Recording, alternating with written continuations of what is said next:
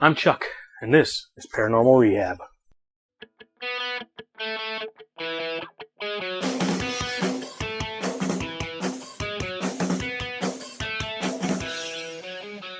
Okay, sweet.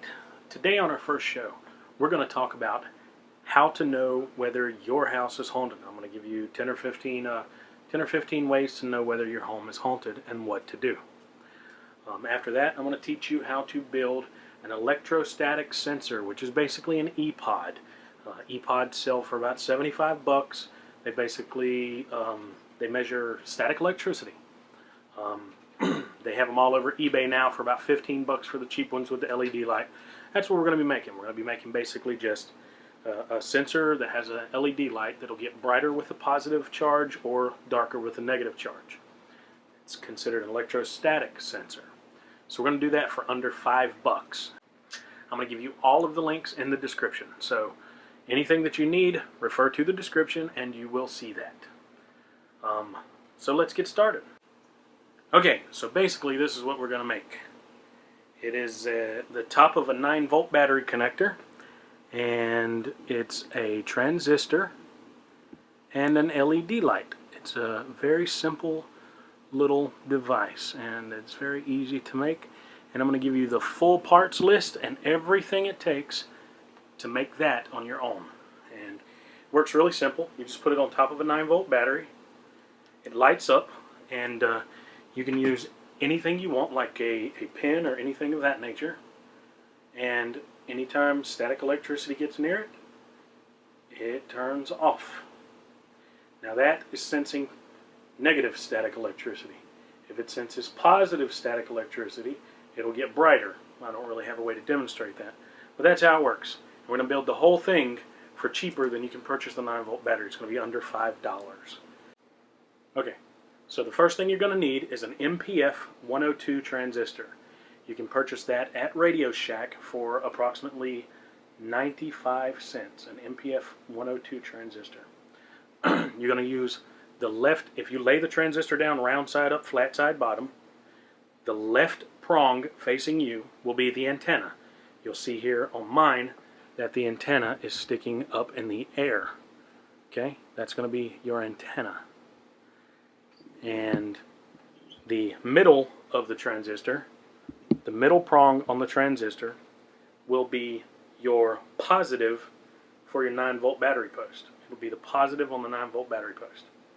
And your right prong will go to the positive of your LED. And then the negative of your LED is going to go right to the negative of the 9-volt battery. That's going to create a complete circuit. And that complete circuit will do exactly what you want it to. Once again, here it is as an example. This is your static electricity detector, and ba-boom. That's how it works. And the link for the schematic and the full instructions on how to create it is in the description, so you can check that out. And I've made several of these. They're really easy to make, and they work very good. Static electricity. And instead of spending $75 on an E-pod, you can get this device for under $5. Okay, so the next thing we're going to do is talk about how to tell whether your house is haunted. A lot of people have problems with hauntings. They'll see stuff disappear and then reappear a couple days later, or they'll hear strange noises in the attic, or there's a lot of different things that go on. So the first way to tell whether you have a haunting is unexplained noises. Now this could be, you could be sitting in your chair and maybe hear a child's feet run across your room.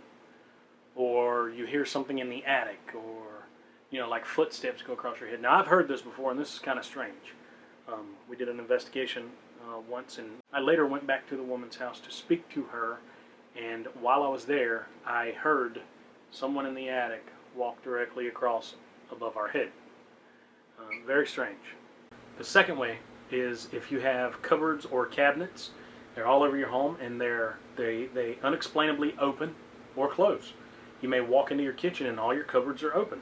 That's a known fact that happens when there's a haunting. It doesn't always happen, but this is one of the cases that people tend to run into. When there's a haunting, for some strange reason, cupboards are open. Another one of the mysteries for a home is when lights turn on and off by themselves.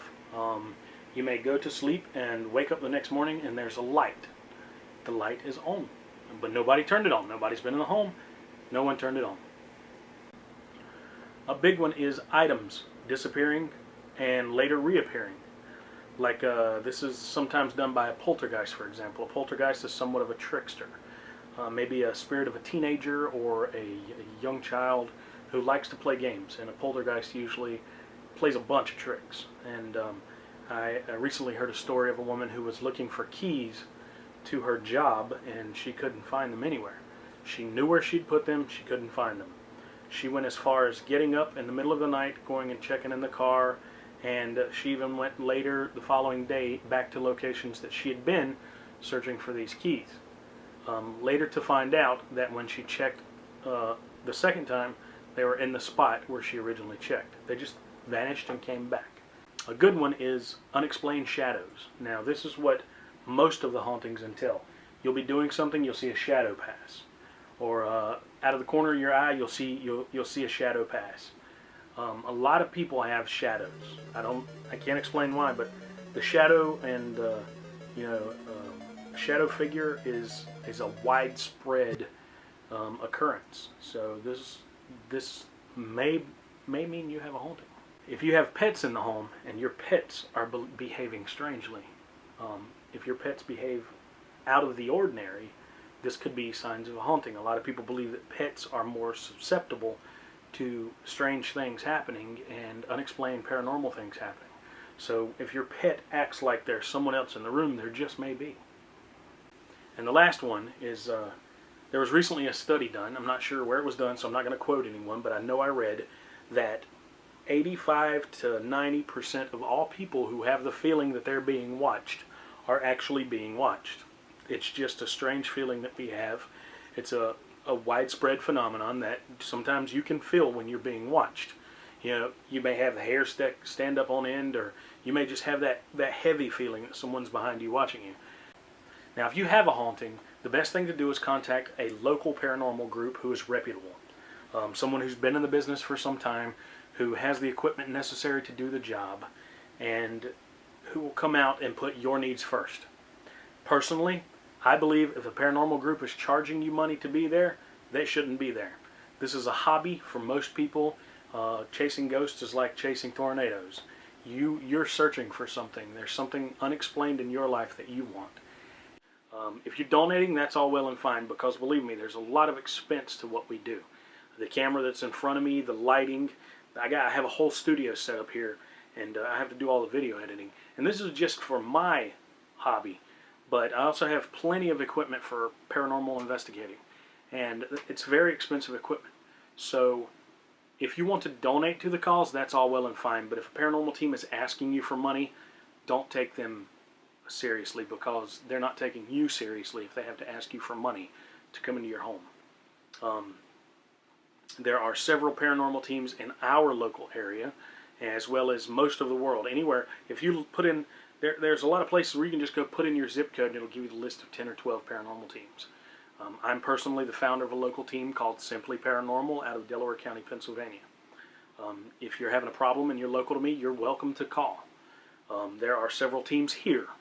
Feel free to contact your local paranormal team and make sure they're reputable. This is a new show. It's a new thing that I'm going to undertake, and in the future we're going to be doing reviews on equipment. We have a lot of equipment to review. We're going to be doing a lot more things about how to teach you how to make your equipment or provide you with equipment for a lot cheaper price. We're going to be talking to paranormal teams, and we're going to be doing interviews, and we're just going to do everything paranormal. Anything that we want to do, we're going to do. So once again, I'm Chuck Sanders, and this is Paranormal Rehab.